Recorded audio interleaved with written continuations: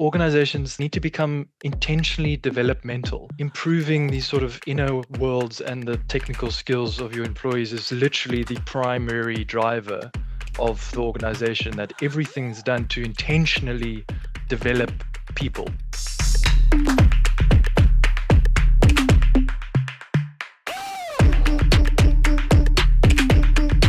Welcome to the Humble Mind podcast. We are a social learning community seeking to realign our human purpose, capabilities, and imagination for the world of the future. Check out more about what we do at join.humblemind.co. Today, we are asking what makes work truly meaningful. It's become a sort of a cliche now that the world around us is changing, it's uncertain, it's moving rapidly, and we're all a little bit kind of confused and shaken about what will unfold. So then the real question we should be paying more attention to is, what do we do about it? And how can we still maintain a sense of fulfillment and purpose and perhaps even some joy from the work that we do? So today I'm very excited that we're going to be gathering some of the most prominent voices from within the Humble Mind community to explore this particular topic. What will the future of meaningful, purpose-driven, human-orientated work look like? And how can we resource ourselves to meet the challenge of the future? So I'm excited about the collective of Humble Minds today joining us to jump into this conversation and looking forward to a wonderful open discussion. I hope you enjoy it. So I want to jump straight into it, and I'm wanting to come first, if you don't mind, to you, Daniel, because your particular work with the Global Trust Project is in, fostering more trust-rich pathways from within organizations, but also within leadership to cultivate that environment of trust, of a sense of connection between people. At the same time, though, we're seeing a lot of research around this, that trust in leadership, in governments, in organizations is at an all-time low. In your view, how do you look at this question, and how can we see new ways to embed trust into structures, into working cultures? Yeah, I guess that's the topic of the day. I think this question in itself, it's to what end do we want meaningful work? So it makes me think of essentially because we want to flourish, either as leaders independently or in whatever groups we find ourselves in. And the process to get there is essentially finding our way to determining what matters most to us in any moment. And I think that is such a deep process that we have to go through, and requires so much, I guess, just honest conversation, and moving towards really the hard things, and that meaning, gaining that meaning, seeing that journey as totally worthwhile, but ultimately, individually and collectively, really sort of challenging. And the structures to do that, I guess, is looking at primarily how do we present what matters most through the way that we communicate, and getting this strategic narrative in such a way that we want to collectively move towards this flourishing. And so I think that's the first thing that comes to mind. Yes, it's great. I love the use of the word flourishing, because it's true. It's not just surviving, but also looking how we can create net new positives out of what we do at work. And that is where the meaning comes from ultimately.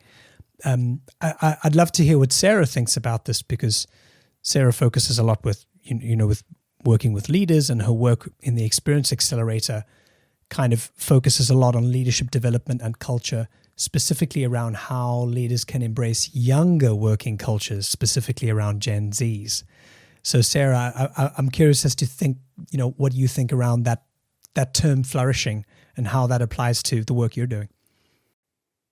Yeah, it's interesting, because I think what we're seeing is our earlier career professionals are actually calling some of us older folk out on what intentional, purposeful leadership looks like, and calling us out on the fact that we're not actually living anywhere near those principles. I've spent a lot of time thinking about this recently.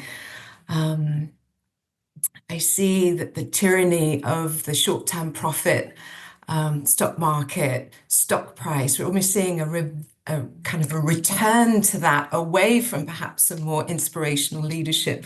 And that is, for me, seems quite short-sighted when we're operating in a state of complexity which is higher than ever. David Snowden has this great Kinefin model that helps us understand how our decision making and our problem solving should evolve depending on the situation that we're in. And arguably, we can say, well, we're definitely in complex, some might say chaotic times, but complex times. And there isn't a right or a wrong answer. We're operating in constant paradox. Our decisions are dilemmas, not clear black and white ones. And I think the very best leaders, Alex, that I work with are able to manage this cognitive complexity and recognize that they're leading in paradox and that there isn't one right answer. And I think this is what many people find really hard, is that as humans, we crave clarity and we crave to arrive at a solution, and that we're in a world where that just isn't possible.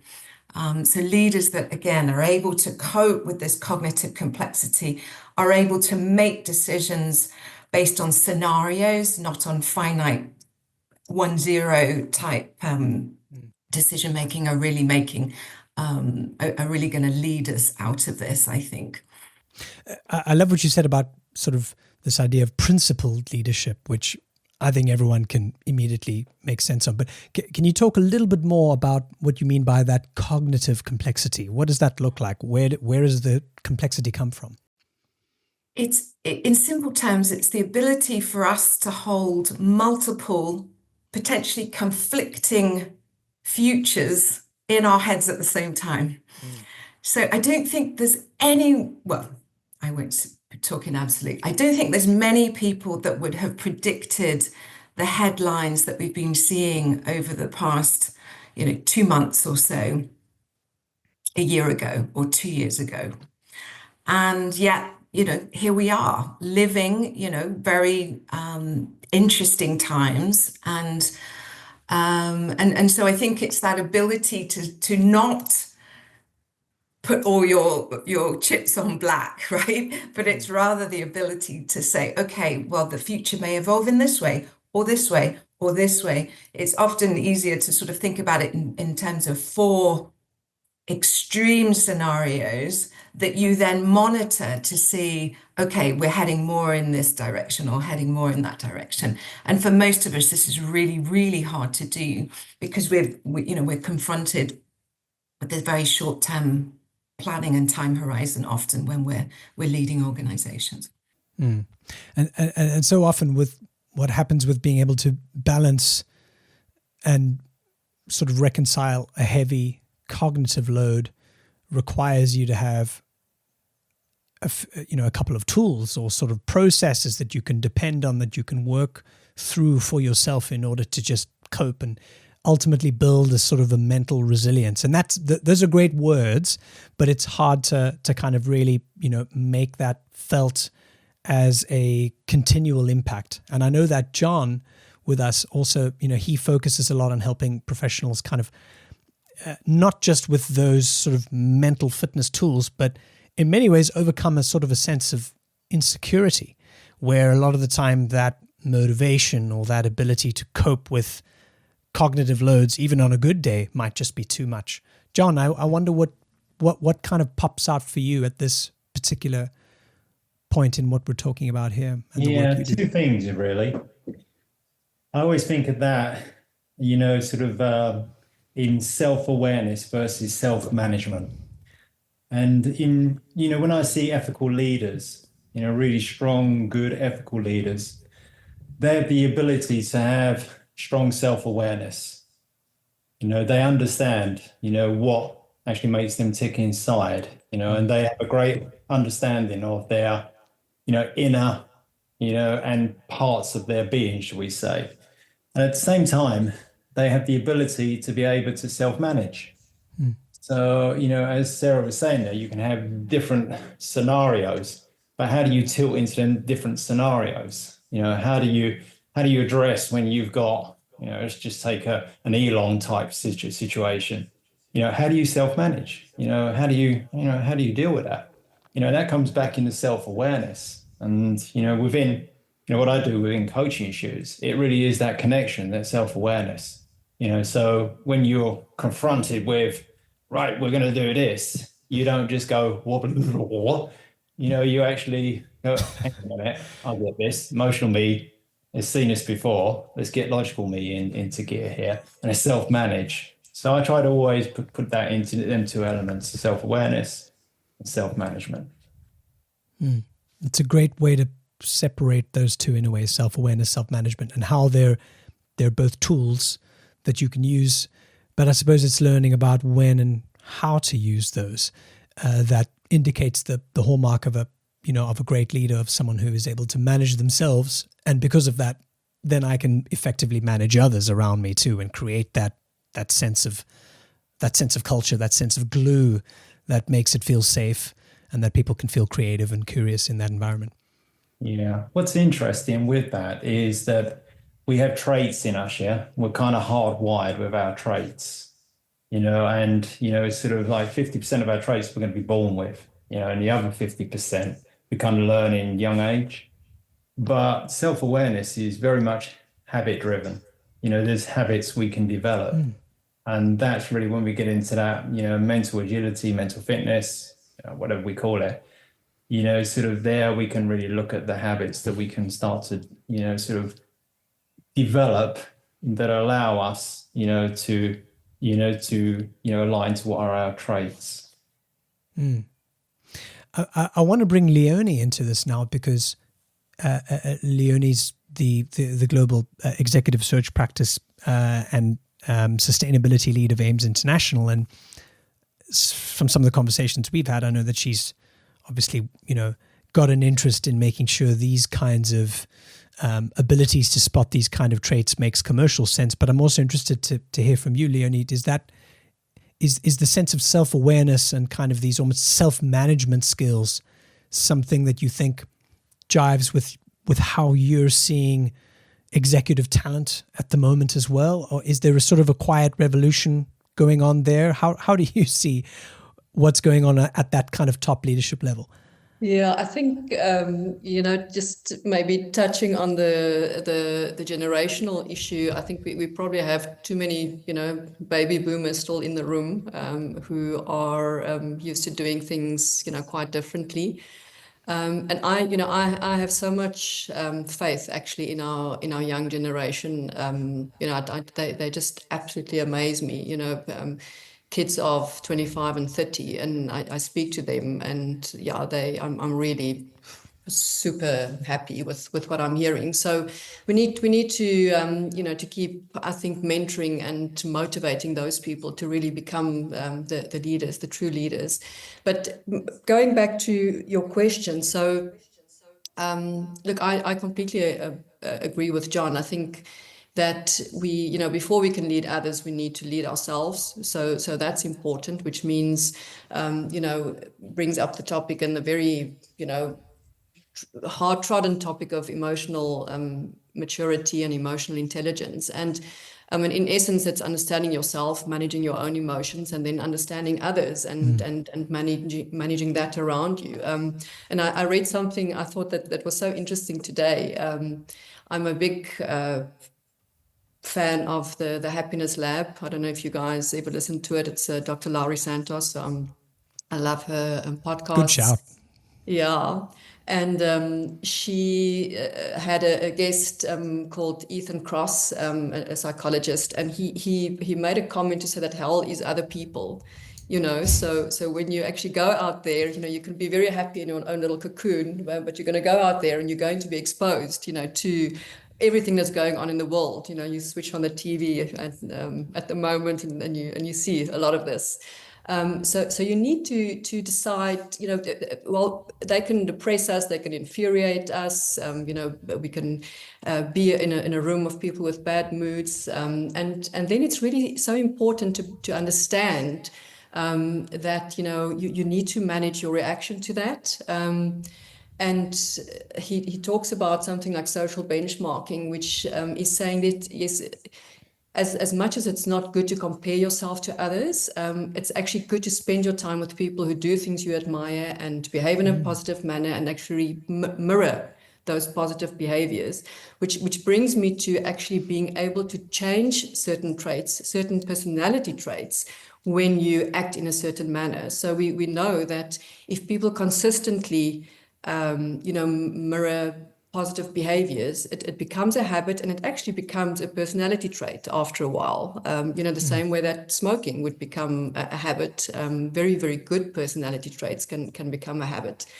And I'm a firm believer in that. You know, I always tell my kids, just turn up. Yes, you might not be the best hockey player, you might not be the best student in this particular subject, but, you know, if you turn up and you consistently act and build that good habit, you are going to get somewhere someday. So for me, leadership is action. It's not position. It's not hierarchy.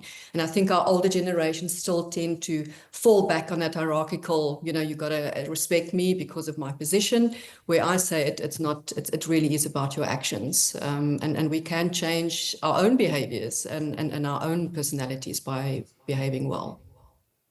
Yeah, so true. It reminds me of that Aristotle quote, which is, you know, excellence is a habit, you know, rather than this kind of one shot.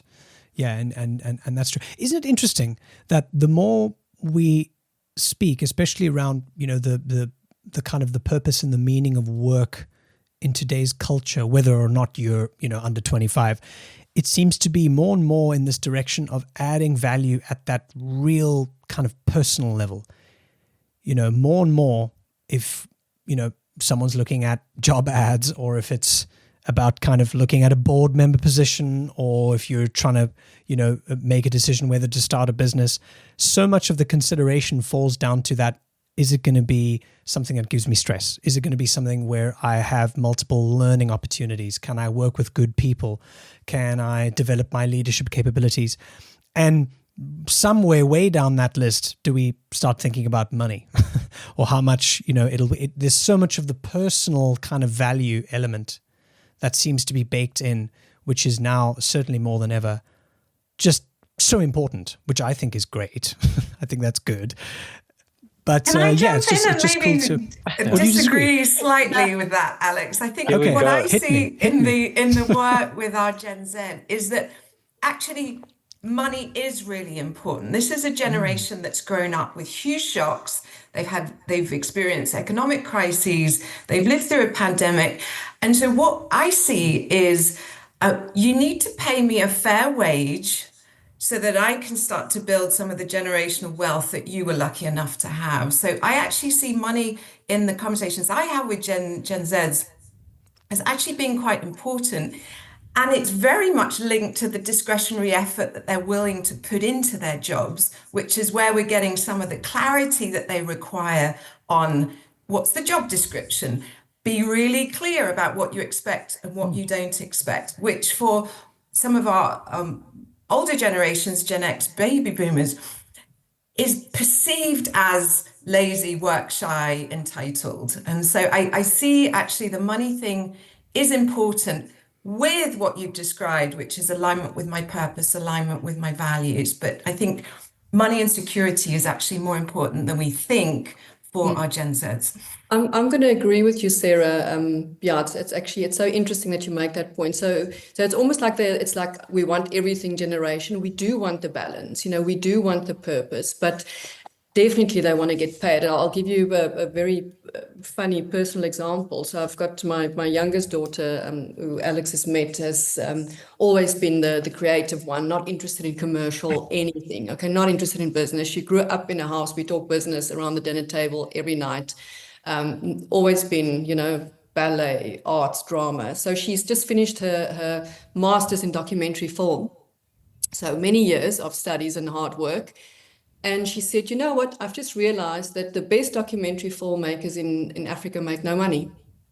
And guess what? I want to shop at Woolies because, that's what I'm used to. So I'm actually going to change what I do and use my creativity in a commercial environment. So she's completely pivoting, saying, I want to be part of business. Send me to Deloitte, send me somewhere. I need to be part of the action and the business. So, and I think it speaks to what you are saying. So, I mean, if we're thinking about like futures or futures, it's interesting for me to think of meaning and where we've gained our meaning over time.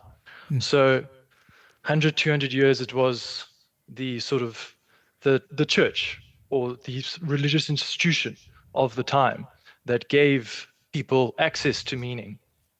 Then it was the sort of open market, capitalism as the like modern ideal of progress. And we sought meaning in that. If we follow this path, all boats will rise. Going forward, and this is where sort of, I guess, the trust angle comes in, is that we've lost an immense amount of trust in both of those forms of meaning giving, meaning making for people in their working lives. And that has been sort of transferred to our more immediate relationships, individuals, and our communities. So people trust a influential figure on social media more than an institution. And it's interesting to think, okay, in as the Gen Z coming up, but I don't know where I fit in. I don't think I'm Gen Z, but I think they will find more meaning possibly in applying themselves to their manager, to really help support the vision of their manager, as opposed to the organization. And the saying goes that you sort of leave companies because of managers, but I don't know if that's going to be amplified. I guess it's a question. One of the things, I'm 55, I have no clue where I fit into which gen.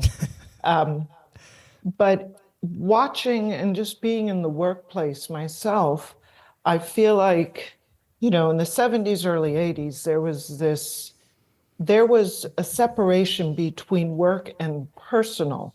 And I feel like that there was a sense of community outside of your work. And then some point in the late 80s, early 90s, it became all about work, also coinciding with social media. And so there was this slow disconnection from our personal communities.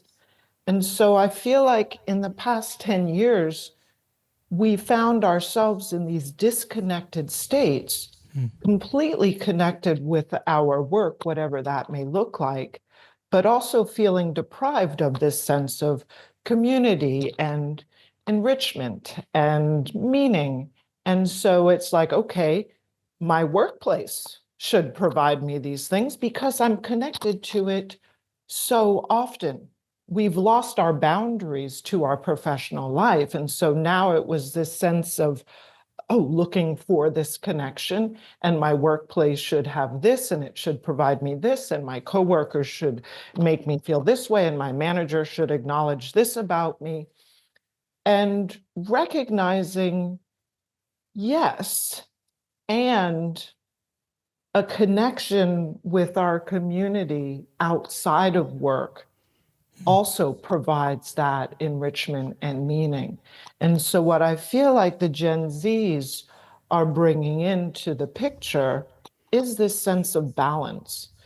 Just from within my own family, being able to have a really strong sense of themselves, being really aware, being able to differentiate between reactions and responses, and understanding the value in acknowledging both of those, being able to connect with their peers, but not just their chronological peers. Like I'm just taking the personal reference of my nephew who's turning 30 this year. he can sit and connect with people of all ages, contributing and taking value from those conversations. And so I feel like what the Gen Zs are kind of the areas that they're illuminating is this sense of balance, not only within their personal life, but also within the work life. And so I feel like they're actually coming in with a really sweet spot of balance, of finding meaningful work and purposeful work, but at the same time, not allowing themselves to be completely absorbed and connected to their work, and recognizing that the personal is also really important to kind of acknowledge and nurture. And I appreciate that they're calling their professional spaces, they're calling them out. Because just because you've been doing this longer certainly doesn't mean that you're more creative or more this or less this. I think we get a chance to really see people for who they are and what they're bringing for the table, and not how long they've been on this planet or how much experience they've had in X, Y, or Z field. Yeah, that's well said. And I think a lot of that probably has to do with the fact that, there's a level of being technology native, where if you're kind of just growing up with technology all around you, you're sort of fast tracking some of the education in a way, where whether it's being in front of social media or YouTube, and of course those have side effects too. We don't have to go into all of that as well, but the kind of the omnipresence of technology, especially if you're younger and younger and technology is exposed to you, there is, I think, the ability to almost grow up faster in a sense, where some of these principles and some of these values I can now kind of realize and hold for myself. And once I enter the job market, actually, these are the things that are going to matter to me now. And I've actually got certain values and principles I've already formed about that. So there might be, good and bad on that. But maybe just on the concept of technology, coming to Rebecca, for you, I know that you work a lot with business owners, small business owners, and specifically the big technology at the moment, AI. Is there a certain viewpoint you have on kind of technology being something that can help to empower or make more visible some of these kind of human values-led elements in the work that we do? I think it's so my perspective is more, I think, sort of yes and no. So I think my perspective is more rather than having first-hand experience of the younger generations directly, my thought process more goes to what skills will become valuable 10, 20, 30 years from now because of what technology can do to replace some of the skills that we've got. And so for me, it feels like being more human. So actually, a lot of what, yes, I completely agree. You need to be learning the technology, and you need to know how to do the stuff, interact with whatever technology you're talking about. But I actually think that we almost need to flip it and say, how do we make sure we learn the fundamental human skills? So things like, playground antics, to be able to sort of stand your ground and kind of jostle with your peers and all that kind of thing, or going on adventures in the woods so you understand how to build things and how to try and fail and these kind of things. And also things like a lot of things that I'm personally worried about is, and talking back to what Sarah was talking about sort of multivariate problems, is a lot of the technology allows us to break things down into quite black and white. So you can have a conversation with AI, ask it a question, go, no, that's not what I meant, and ask it another question, go, no, that's not what I meant, and ask it another question, kind of refine things like 1-0. Whereas I think, exactly what Sarah was saying, I think the ability to solve multivariate problems will become more and more and more and more important, and to recognize that it could be a multivariate problem, that's going to be really difficult for the younger generations who've grown up in a world where the calculator has the answer kind of thing. And so being able to apply first principles, being able to be curious about what ifs, being able to say, well, even though we saw that number go up in both instances, maybe it's a multivariate problem. And so that is being overshadowed by something else that we can't see. And even in, sort of 10 years ago, 15 years ago since I left corporate, but even then I recognized in those who were 10 years younger than me, 15 years younger than me, they really struggled with things that weren't black and white, things where you couldn't isolate a variable and say, this is what's changing, and therefore this outcome will be. And so I do wonder whether we need to make sure that we're learning technology, but also learning human skill to kind of make sure we don't get to a future where no one can deal with that. Yeah, it's an interesting point you're making, and I mean, you're speaking my language in so many ways, but you're also making me think, because it almost sounds like you're saying the reason why we should be priding or having a premium on those human skills, curiosity, creativity, imagination, and so on, is not necessarily because of the usual response we hear about AI, but rather because there seems to be more and more of a shortage of that being naturally cultivated. And so we need more of them because we're just running out of people who are naturally curious and creative and can channel it in a certain way. And I think that the education, sort of all of us are crying out for, oh, education needs to teach us how to use ChatGPT, and education needs to teach us how to use these new technologies so that we don't go into, the big bad world and not know how to use these things. And I'd agree with that to some degree. Of course, you do need to be mental if you couldn't use a computer, sort of thing. But I do think, like, the soft skills, where's the emphasis on that? Which a lot of it is learned through things like, collective play, and like building a den in the woods and stuff like that, which is harder and harder and harder for people to do.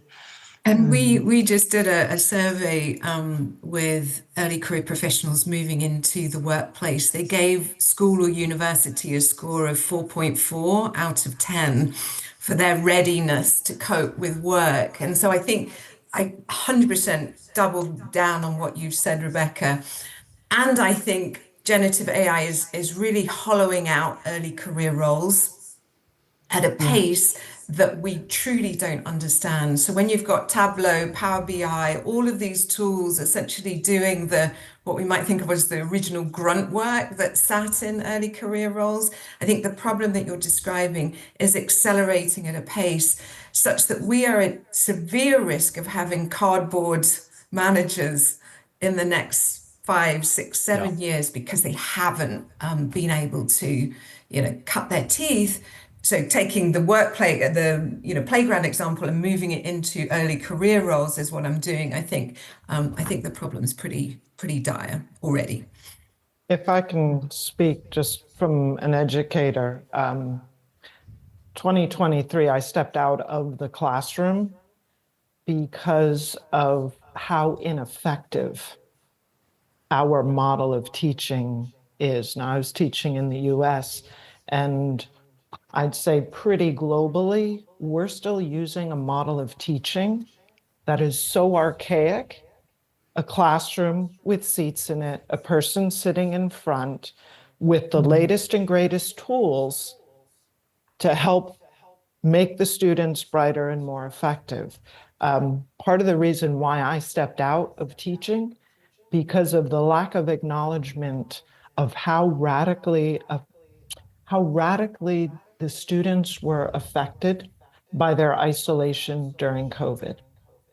And only now I hear of educators that are still at that institution in both elementary, secondary, and post-secondary, that only now are they taking action to actually acknowledge not only how those people have changed and how it's affected, but there is still this really outdated mindset of here's a set curriculum.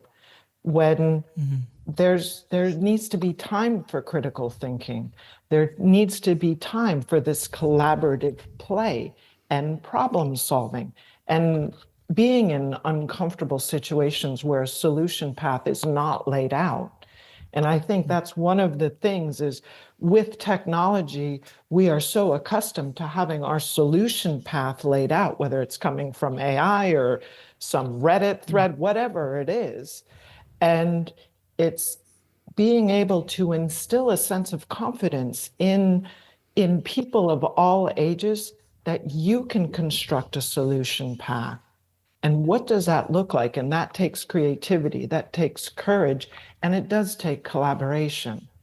And so I think unless we are able to shift what education looks like, and there's so many different models that have been out there for decades, but what education looks like and how it can be effective, it's almost like teaching, going back to teaching and enriching the human skills, the thinking skills, the things that make us great, not memorization, not regurgitation, but that synthesis, that analysis, and focusing more on that aspect of it. And so, I'm going to. It's well said, and I think if you take a moment to just zoom out and see how our conversation is progressing, when we kind of started out looking at the current working world, and we've actually sort of almost moved back in time to the point where we're looking, I suppose, here in the sense of what you were talking about, Rana, is like early child development, where we're looking at the basic development and learning and the environment of what happens and how formative those skills, those first kind of social and interaction skills are, and how they lay the basis for everything else that's to come from there. I know that Ennis specifically works with, I suppose, creating digital learning experiences, and he has some of the projects that he works with at Obami actually relates to learning experiences that he designs for kids. I wonder, Ennis, if you might want to share what you think about what where we are in the conversation. Yeah, definitely. So my sort of oversight from the topics you put out was like, it kind of sounds like a interviewer's prompt that you were to get the best, whether it's customer, whether it's colleague, whether it's child kind of thing. All of those values are what we kind of need going through them. And it does go back to the sort of early childhood development phase. The skills that are being taught, as Rana points out, are sort of outdated. I mean, you're trying to be relevant in this day and age. You need sort of durability, and that can come through play, that can come through leadership.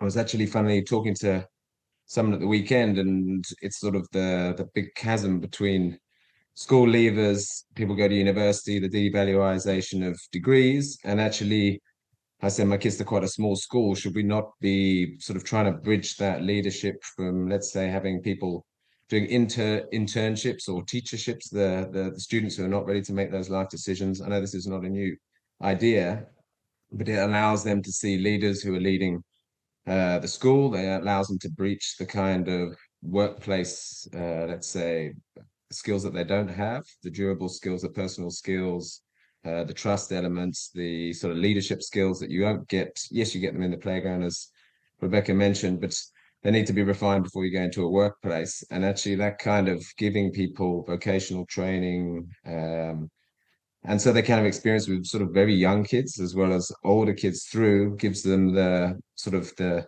real world experience that would then lead them to a sort of a job that is meaningful, where they can apply those skills in the workplace, add value, and have an understanding of all the sort of aspects: emotional adaptability, learning, influence, and community.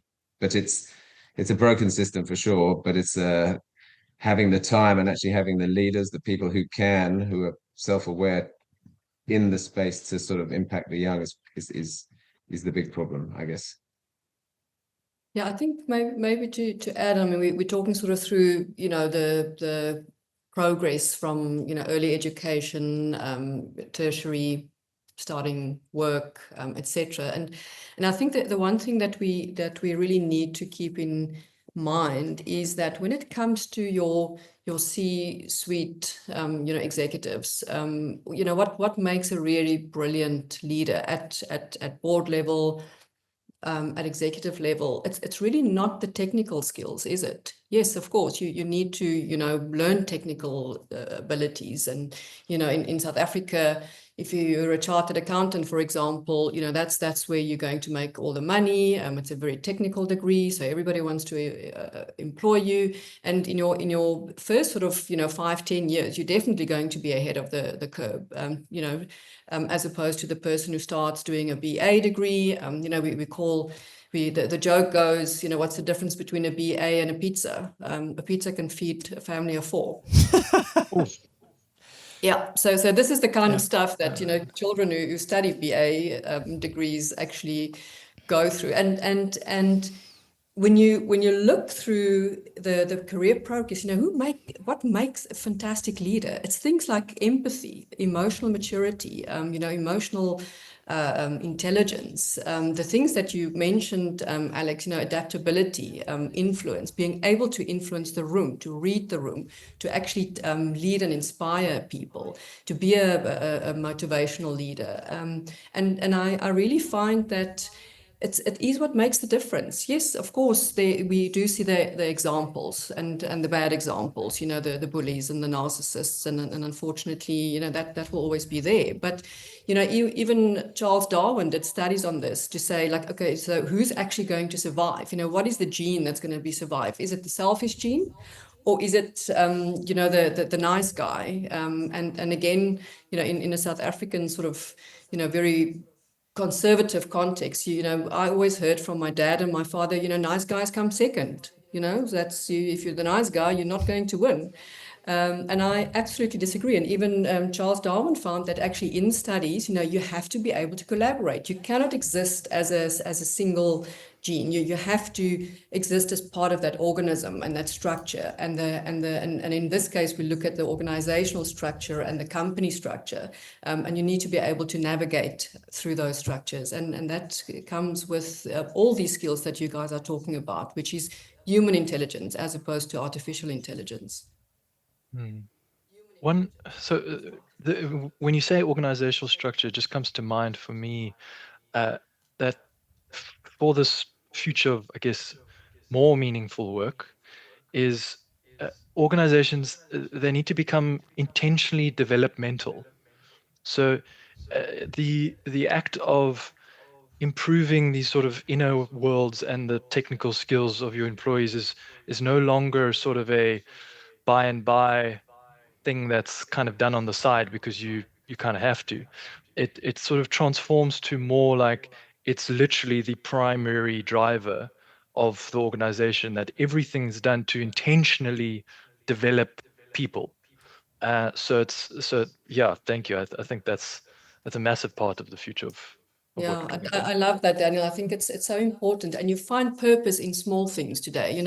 We all think, okay, like, what's our big life purpose? And at the end of the day, I didn't want to ever be in recruitment. I sort of landed. I wanted to be an artist, and then I wanted to be a TV producer. And my parents were like, no, those are not real jobs. So you're going to go and study something real. And I landed in recruitment by absolute chance, but when I really look at, what am I, it's more about who am I. Those little things where you've made a difference in someone. You meet somebody that you placed in a position 10 years ago, and they remember you, and they think you've changed. They tell you, you've changed my life. You told me this, and it really worked for me. And I don't even remember them, but I happen to hopefully say the right thing during an interview, and it inspired people. So we're actually finding our purpose, I think, in those day-to-day things. I'm not a business owner, or if I look at everything that I am, like probably 2 things are making money. The rest, and there's like 20 other things that I'm doing that I'm finding so much purpose and joy, and it's not about money at all. So again, the organizational purpose, we always say we need to align our personal purpose to the organizational purpose. But the organizational purpose could unfortunately be a tobacco company, or I don't know, and then what? energy company, or whatever the case might be. We can't all work for renewables and, I don't know, sustainable farming organizations, but there can be so much purpose in the way that they bring up their leaders. I used to recruit for many years for British American Tobacco as a young recruiter, and I was absolutely inspired by their leadership programs. They would have a buddy system for everybody that comes in. So if you actually wanted to develop your leadership skills, that was a great place to be, as much as smoking, isn't necessarily something that you believe in. So I think we need to look a little bit beyond that. And I want to just stop with something that I'll always remember, and I think it was the guy at ShopRite Checkers back in the day. I think it was Whitey Basson, or can't remember who said what, but there was a conversation in the big in the boardroom where the one guy said, what, I don't want to develop and train all my people, because I'm just going to spend all this money on training and development and then they're going to leave. And then the other guy said, well, what if you don't develop and train them and they never leave? I think, Leonie, one of the great things you said there, something that I'm coming more and more into in leadership, is the statement of leadership purpose. And leadership purpose is something so different from company mission, company strategy. And in today's corporations, where there's just multiple change of organization, change, what I'm really being, so where I see hope in leadership is good leaders defining what is a joint leadership purpose that they can carry over multi-generational change in the organization. So when they're under pressure, what do we fall back on? Who are we? What do we aspire to be? And it transcends the organization changes. And that one really, really gives me a lot of hope in leadership going forward. Purpose, leadership purpose. It's strong and it's solid. It's something that can, that we can go through the multiple changes in organizations. So I'm seeing that as well. No, I really appreciate that connection, John, because I feel like corporations have become these entities and a corporate mission or a corporate purpose. And really, there is no corporation without the people. And so I feel like really taking ownership of that as the leadership team. It's how can we be resilient? What is our culture? What is our engagement with each other? What is our engagement with the rest of the community within our corporation or just within our small business or whatever it might look like? But I feel like kind of giving corporations the accountability through their leadership and having it be purposeful. I think that's, thank you. That's beautifully framed. Appreciate you, John. Thank you. There's something great here about kind of recognizing that, investing in purpose, investing in these human skills and those kind of personal bonds that allow that to develop and thrive and flourish within the organization, but also to Leonie's point, that just adds personal kind of value to the person who might go on and do other things, who might start businesses, go on to, new positions. Maybe they end up changing the world in some way.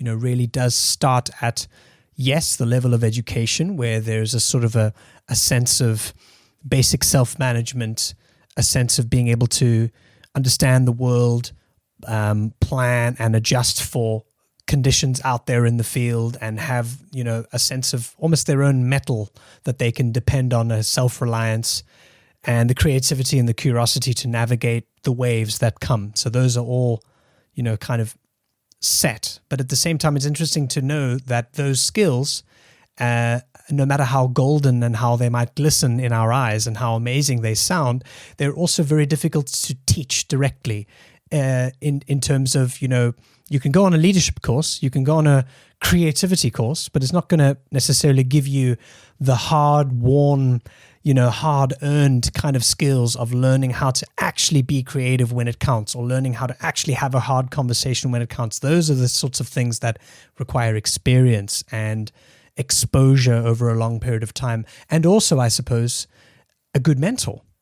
I'd love to hear what everyone thinks about maybe the role of mentoring in this kind of, space that we're talking about here, because I think great mentors allow, that space to be filled where there's someone in your corner, there's someone maybe challenging you a little bit, asking you the hard questions, pushing you to sort of embrace more fully of who you might end up becoming, who you are, but at the same time then allowing you to realize the application of those skills. Because that's how we then can realize these more meaningful working environments, right? When I feel fulfilled, when I can put my skills to use, because that's when I can do good in the world. That's when I can start a great business that changes people's lives. That's when I can add value to my customers. That's where I derive my purpose. That's where I derive my meaning. And it starts by applying those skills and often having someone in your corner to help to sort of mentor you and show you the ropes in some way. Anyone have any thoughts on mentoring? Yeah, I would like to just add something that's really been on my mind with regard to that topic. And you guys would have read that, females, and we're talking sort of the young females, are actually surpassing young males when it comes to education, earning potential, or actually earnings in jobs, etc. in certain countries. Okay, so for example, in the UK, I believe there's a very big trend where young females are far better educated, getting the better jobs, and young males are really being left behind. And to a large extent, it happens that, they're sitting in cyberspace, alone in their bedrooms and getting onto these ridiculous, cult groups and all this kind of thing. And we have all seen some examples of this. But there is actually a worry that young boys are really being left behind. And my youngest daughter specifically is very in tune with these kind of things. And we were really discussing this. And then we had a conversation with my husband's eldest son and his wife, and they sort of on the edge of millennial, like 30 somethings. And she was completely of the opposite. It's like, it's always been males have ruled, they've controlled everything. They do not deserve any empathy whatsoever. It's now good that the females are coming through. And she didn't want to know anything about empathy for males, nothing. Like, I was like, phew, okay. Like the very feminist some say, like my youngest daughter would say, feminazi, when you really push it to the nth degree.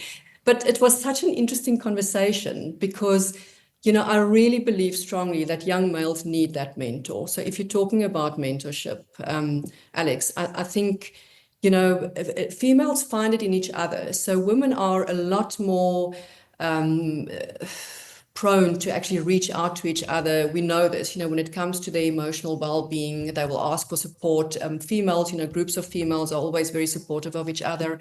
And I think it's so important that when John talks about that leadership purpose, and let's talk about responsible leadership, that we reach out to young men. My daughters send me their friends, and these are kids who are so well qualified. They are so smart. I spoke to a guy yesterday.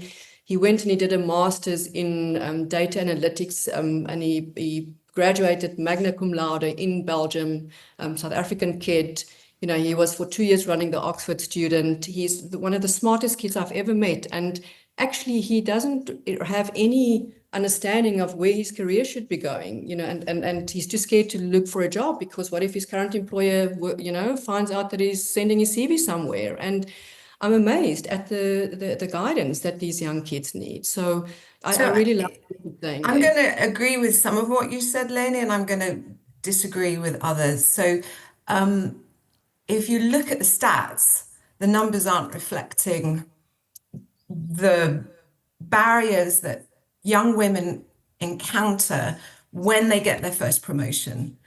Like, they're about 50-50 when they're coming in to the point, but then it's the first promotion when the numbers start to, and you must see this all the time in your practice.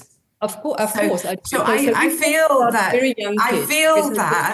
mentorship is important. Yeah, we're talking about mentorship is important, and the lack of sponsorship, particularly for females in the workplace, is a real issue. And when I say sponsorship, I mean that you're going to put some personal reputational capital on the line to say, I'm going to promote Rebecca. She might not have shown all of the capabilities, but I know, and I'm going to place a bet on her. And I think that that kind of is much more valuable than mentorship. I was a startup, a late stage startup. Crumbs. I had so many mentors coming out of the woodwork offering me advice. That's not what I needed. I needed someone to step up and say, take a bet, give her 100K, she'll earn it back for you. And for me, I think I feel, as you can tell, rather passionately about this, that I the lack of sponsors in the organization. Looping back to your question, Alex, I think mentorship is a part of it. The very best organizations that I work with actually create what they call crucible roles, where they place their high potentials in to see how they show up, right? And so to your point around real life experience, they put them in these roles and they see how they play, and they're in that real experience. It's not safe. It is business critical, and that combined with a really good sponsorship program, I think starts to create more of an equity and equitable workplace for both genders. I think for me personally, one of the things that was extremely important when I had first started teaching at university level, my department chair was a man, an Iranian man. And I don't know whether I would call him a mentor or a sponsor, but he was a human being that just provided me with so many different insights and opportunities and challenging opportunities. So for me, I know Alex's work with Band of Brothers and working with that type of mentorship, which I think is so valuable because, yes, there is a certain language, the connection with that emotional intelligence and really understanding our own emotions. John spoke earlier about the character traits that we acquire at such young ages. And I think it's really important that whether it is a man or a woman or however you choose to show up in this world, that you know that your leadership is investing in you and that they want to see you thrive. They want to see you blossom. And just feeling like somebody has my back professionally allows me to be a lot more trusting, a lot more courageous and risk-taking, which allows me to kind of unfold my petals and really give people the opportunity to see this is Rana in full bloom. And I think for me, I didn't feel safe enough to kind of open up all of those petals until I was in an environment where I had leadership that I trusted. And so I feel like both that mentorship and that sponsorship, however we're instilling that sense of trust and modeling in real time behaviors that we can pick up as character traits, I think that's amazing. Embodied trust, going back to trust, right, Daniel? Yeah, they push you into the unknown. They make you believe you can leap across the chasm. And I think that this idea of mentors, as a title, it can just become another thing thrown into a development program. But it's like, how do you pair people? Because mentors, and I think where Alex also use of mentors, the hero's journey, is that for the mentor arrives when one is sort of accepting the call to adventure. So it's like that individual, when people are there, is how to pair them best with someone who's really gonna push them, who's with all the love in their heart, with all the skill and capability, integrity, benevolence, to really get them to I love that analogy, open up your petals.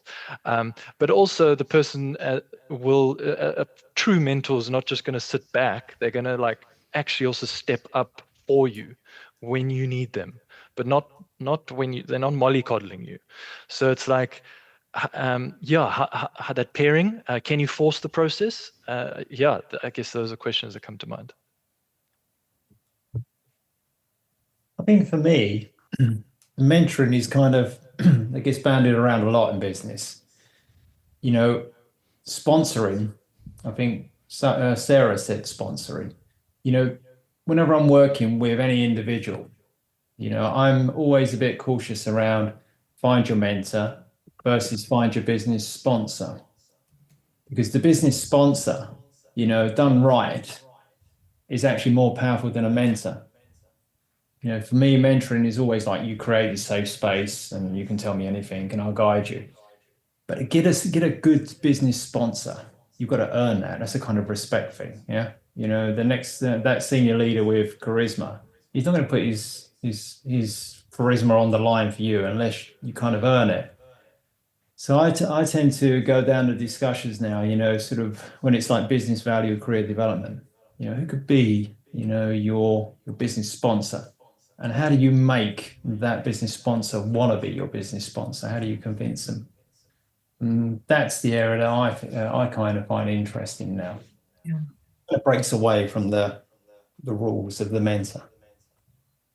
John, if I may ask, how do you, you know, within the business leadership, how do you see a leader, almost to me, their experience allows them to see potential that the individual might not even be aware of. And so, yes, to me, the showing up is earning it.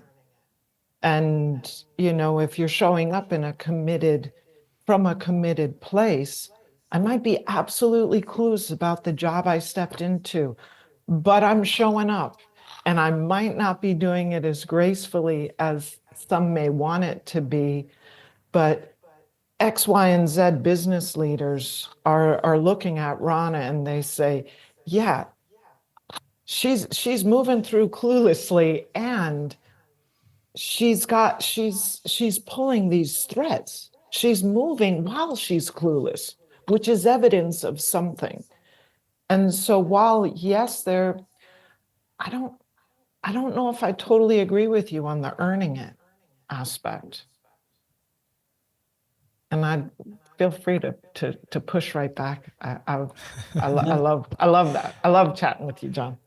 Yeah, no, it's you know, it's just my experiences that you will find people that want to develop themselves in their career would normally latch on to a charismatic leader. There's always something in that leader. And normally to get that sponsor, that discussion behind your back, that guy's good, you know, or to invest time in okay, I'm going to help that guy. You know, I generally will encourage, like, what does it take for you to be my business sponsor? What do I have to do? It opens up a different discussion to being, you know, can you be my mentor? Yes, no. You know, if you open it up with that open question, you know, then you're going to get a much richer dialogue with that leader. And, you know, that's how I use it. And I find generally it leads to, you know, sort of always a positive discussion. And even if it is like, you need to do this, you've got a very clear roadmap already of like, okay, they're my development areas and so forth. Yeah, I feel like the way that you just phrased it allows for not necessarily a solution path, but a path for enrichment.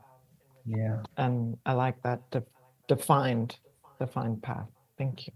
I have another, you know, thing in my head that's kind of going around. We're talking about gender in leaders. And, you know, I just feel like in leaders at the moment, you know, empathy, compassion, kindness is almost become like a forgotten word with the examples that are being pushed down on us. But the question really I keep getting is it hard? You know, leaders will show compassion, they will show kindness. But is it harder for women leaders to show compassion, kindness, you know, empathy, rather than male leaders? And the only reason I bring this up is because it's harder for female leaders to get to where they get to. So I'm kind of interested in our thoughts around that one. Interesting. Yeah.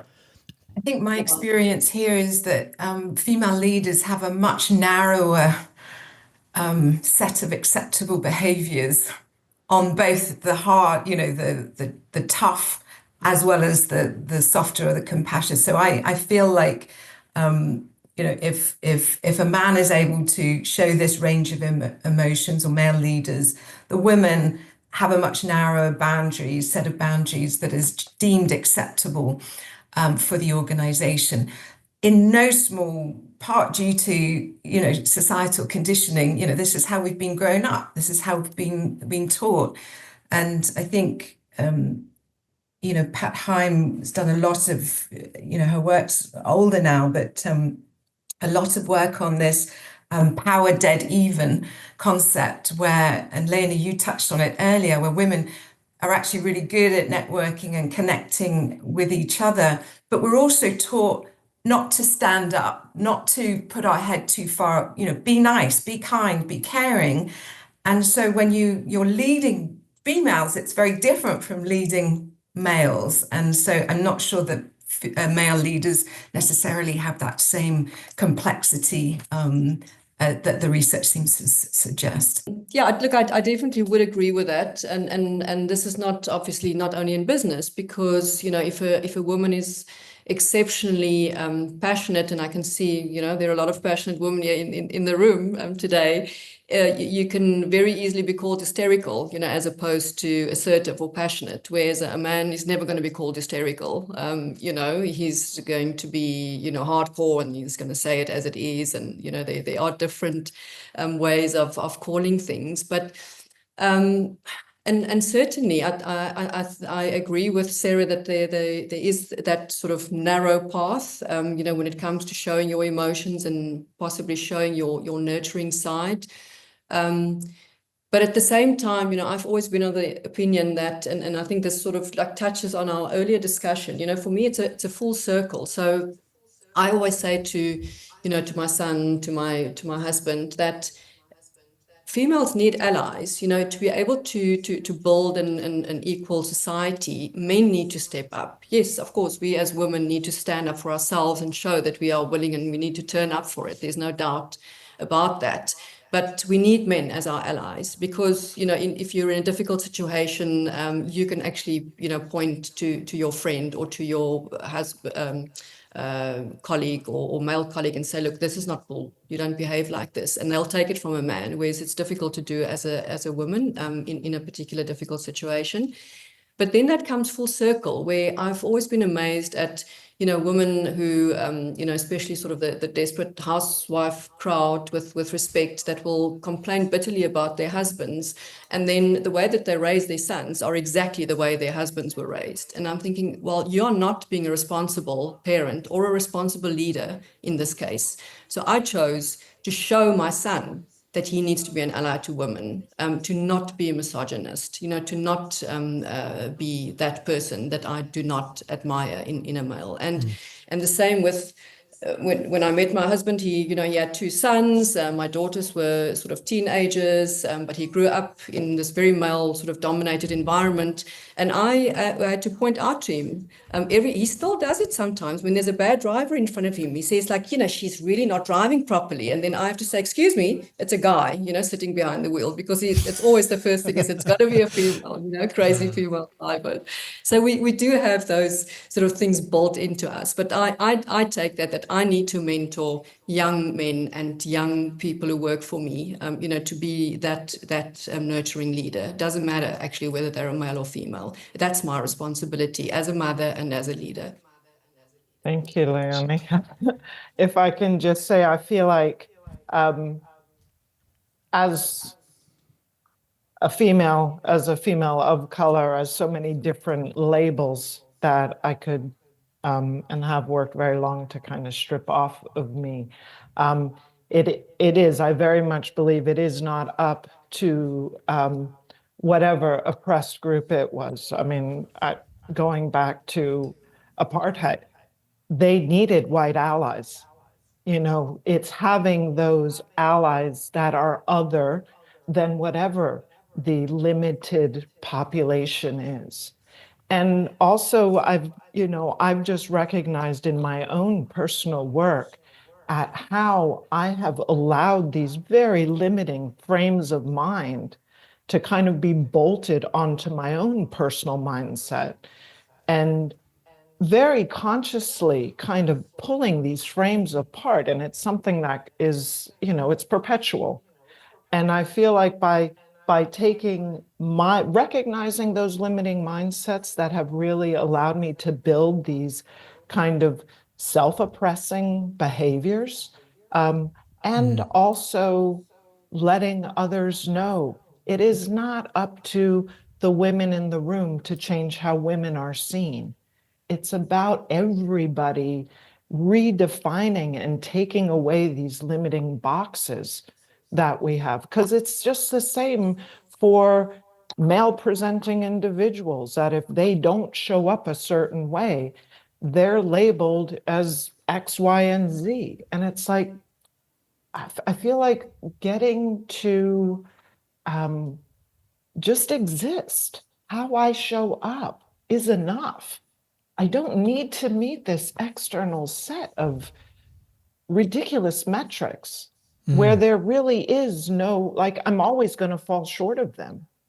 And so I feel like kind of really deeply shifting our mindsets. And that, of course, it starts with me. And as John spoke earlier, starting with younger kids in educational spaces. Leonie, I cannot thank you enough for being such a mindful parent. It is parents like you that are giving us a next generation that are actually shifting that. So I really appreciate you. Thank you. And it starts by just showing up, doesn't it? Yeah. It's been an amazing conversation, guys. I really have enjoyed, where it's gone, and also how I still feel like we're very much, in a way, have stuck to the topic of what it means to sort of conceive of what a future working environment looks like, and where the meaning seems to be coming from different sources. And certainly, I think a good hallmark of a great working environment of the future is access to conversations like this, where we can be open, where we can ask questions, where we can maybe even disagree, and allow everyone to have their space, because that is where the maturity comes from. Like I said in the beginning, that's where we get to be exposed to different perspectives, which aren't always our own, and we get to learn from them. We get to educate ourselves. We don't have to agree. We don't have to always, say what the other person says, but we can take in, and we can be, the beneficiaries of those skills mentors or those soul mentors, the people who are going to sponsor and stake something on the line for us. So it's been awesome. I'd love to go around really quickly to finish it up. Maybe everyone, you can give me a quick 20-second kind of just sign-off piece, if you like, about what you're excited about. Anything, it could be personal if you like, something personal, professional, but something that is kind of lighting up your world right now that has your attention, that you want to quickly share as a sign-off. Feel free to popcorn, whoever wants to go first. I'm showing up. I go first. Oh, Rana, you go first. No, go for it. No, you. I'm your sponsor. Okay. You go. Come on, Rana, you can do it. Thank you. Showing up as me as best as I can, and filing our provisional patent and getting our first seed capital. That's it. Wonderful. I was just happy to what Daniel touched on in the beginning, that we're all collectively moving towards a kind of common goal, which is coming through the conversation. So that's, on light of this conversation, has kind of excited me at this moment in time. I'm kind of excited about Gen Z. We spoke in this discussion about boomers, yeah? Boomers, sometimes we forget, us boomers, when we have a discussion with Gen Zers, they always say, you took all the money, you took all this. And I always reply and say, you know what we gave you? And they look at me and go, what? And I say, unlimited choice. Unlimited choice. And what I'm so excited about Gen Z is how they're dealing with unlimited choice. Yeah, mine kind of builds on that. For me, it's the opportunity to be intentional, didn't really get a chance to. We talked a lot about what society does and what leadership does and what other people do. But I actually think if you take responsibility, there's a hell of a lot that you can do for yourself, especially if you're in an environment where people have said, yes, Rebecca, you can do whatever you want to do. So for me, I feel like the world as it is today, if you have intention, if you have drive, you absolutely have a vast amount of opportunity to self-educate, self-move forward. Everyone can, everyone can start a newspaper now. Everyone can start a business now. Everyone can. So for me, it's kind of deciding on your intention and then having the drive to fulfill it, which I'm excited about for me and for my children. Beautiful. Yeah, I think I agree. There's just so much to be excited about. Where to start, where to choose one thing. But if I had to, I think choose one. So I decided 2 years ago, at the ripe age of 54, to start doing reining, horse riding, reining, Western reining. Yeah, like wagon wheel and chicken shit country kind of stuff. But anyway, and I'm got myself a horse, and I'm learning, to do spins and sliding stops and all that kind of stuff. And it's just amazing what training with horses, what this has taught me about leadership. And this is something I didn't expect. So I was really, very excited about being outside and having my own horse and all of this. But having, been a single mother, running my own business for many years, I've got a lot of male energy, and I think often I'm a little bit dismissive of the softer cues, talking about females and how they should behave. I don't always behave appropriately. And my horse and riding has really taught me to be cognizant of those softer cues, to be soft, to be firm, to be consistent. And I cannot tell you how excited I am about these learnings. And I'm busy putting together actually a neuro leadership course with horses. We decided, why not? Let's do this. I found somebody who's actually also a Western rider, and she actually did the course in Germany a couple of years ago. So yeah, it's just something I'm really hoping that I can share with more people and more leaders. Super cool. On a similar note, I'm really excited about what it's like to live in a human body, and to go about doing all these things from that perspective. And I'm creating a guide, basically around the role of the body in leadership and trustworthiness. So I'm learning a lot. Fantastic. I'm excited to talk to you, John, about leadership purpose more. I think it's a really powerful idea that helps transcend the stratégie du jour, which creates so much disruption in sort of well-being, health, and productivity. And I love the conversation around the shift in education. So I noted down collaborative play, critical thinking, difficult conversations, creativity, limiting beliefs. And so if we can help our early career professionals with some of that stuff in a more intense way, that gets me really excited. Wonderful.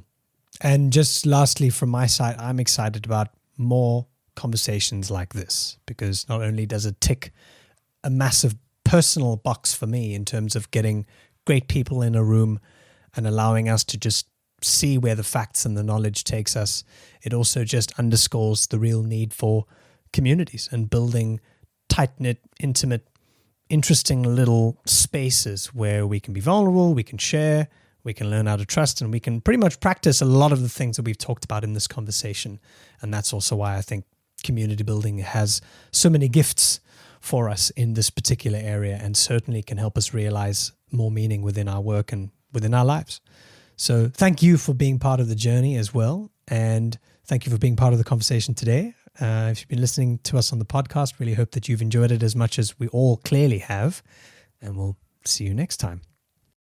Thanks for listening to this episode of Humble Mind. I hope you enjoyed it. If you're curious to take a look at our community, if you're not a member, you're missing out. Make sure you head to humblemind.co to check out more and to see what we're up to. I look forward to seeing you there. Until next time.